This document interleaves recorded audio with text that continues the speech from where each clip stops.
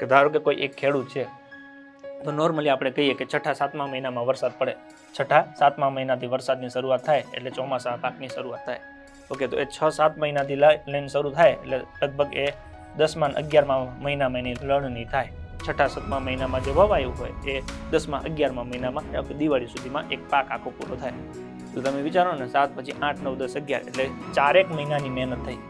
કેટલા મહિના? તો કે 4 મહિના. ઓકે, 4 મહિનામાં ઓકે જો એ શું કરે તો કે વરસાદ પડે એટલે વાવણી કરે, પછી સાથી હાકે, એને નિંદામણ કાઢે, દવા છાંટે, પાણી પાય. ઓકે, 4 મહિના દિવસ રાત. ને એમાં પાછું કેવું ખબર છે કે સવારે 8 વાગે મજૂર આવે તો સવારે 8 થી લઈને સાંજે 8 વાગ્યા સુધી પોતે ખેતી કામ સાથે સંકળાયેલા હોય. 8 વાગે વાળું પાણી કરીને 9 વાગે હોઈ જાય, રાત્રે 2 વાગે લાઇટ આવે.